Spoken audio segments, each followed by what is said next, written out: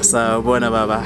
Yebo njani? Siyaphila baba njani? Hayi siyancela. Yebo. Ubaba esikhuluma naye ubabani? Umshumayeli uNtombela la eMpophomeni Temple. Centurion. Sisempophomeni Temple namhlanje. Yebo seMpophomeni Temple. Okay. Ubaba vele sijwayele kahle ukumbona ubaba umshumayeli uNtombela. Kodwa besingakaze sifike la eMpophomeni sibonga nje umusa ukufika la eMpophomeni namhlanje. Kwenzekani la ekhaya namhlanje? La ekhaya inkonzo yesabatha nje ngokujwayelekile njengoba sihlale siba nenkonzo yesabatha kodwa nodadewethu ozohambe uyoshada ngomhla ka-15 kaJune. So sithe udadewethu ngoba uma sesila esontweni singabandawonye la eMpophomeni siyaye sibe sibuke sesiwumndeni lo dadewethu oyoshada manje lo dadewethu njengoba eyoshada nje sithe njengoba siwumndeni wakhe asimenzele umcimelo wakhe namhlanje emva kwenkonzo nje yesabatha ezocinyeliswa abafowabo lapha eThempeleni bazompha izipho bamuphe imnikelo imali konke nje okuhle sithi akahambe kahle ayogana eThekwini. Okay. Useyiphumeleni mhlawumbe idate ke yomshado? Yebo idate ngomhla ka-15 kaJune. Lapho sobe sihamba khona siyomshadisa eThekwini.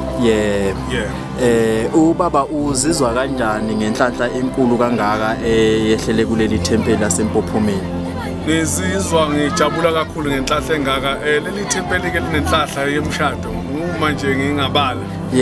December bese umshado ehlukene ngosuku olulodwa ngomhla ka-28 kaDisemba sinemishado ehlukene izinsizwa zala eThempeleni beyiganwa ngomhla ka-28 kaDisemba ngobhudi bekunomshado futhi emibili ngosuku olulodwa njengoba kade kuwugudi nje wensizwa nodadewethu bese kuthi umshado kade engibala nje kulonyaka umshado ke manje kadadewethu loyogana kunomshado futhi esinawo ngomhla ka-9 August umshado futhi insizwe esinawo kunemshado nje la ingilosi yala ekhaya iyaphila eMpophomeni Temple.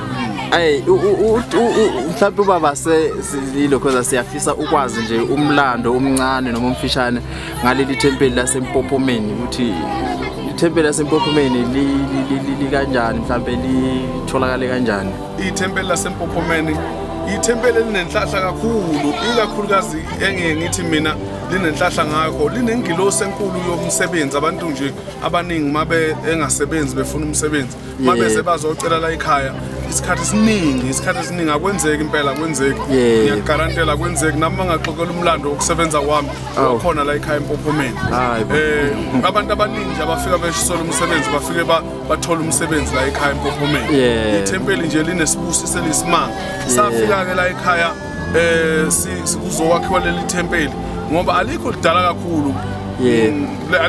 kakhulu kodwa ngicabanga ukuthi lineminyaka elako 15 kodwa sathi sifika la eMpophomeni Temple safika kuyindawo le kunenhliziyo la obekunikelwa khona kumile utshani kuhlaza okumiso kwenhliziyo lobutshani obuhlaza okumiso kwenhliziyo bekuthi makusha abantu beshisa umlilo njengoba kuyisiganga abantu mabeshisa umlilo khona bekungashi lenhliziyo umphakathi wonke ke waleli lokishi bewukade sewuzonikela kule nhliziyo sase siyayibiyela ke le nhliziyo leyana sayibiyela kahle ngamatsha amhlophe kodwa ke seyingaphakathi eThempeleni ngoba ngaleso sikhathi kwangabiyiwe ithempeli ngakabikho sithema sekuyithempeli selikhona sesiyayibiyela ke le nhliziyo kodwa nje umphakathi wonke bewujwayele ukuyonikela kule nhliziyo ngoba bekuyinhliziyo eyayingashi inotshani obuhlaza okumiso kwenhliziyo.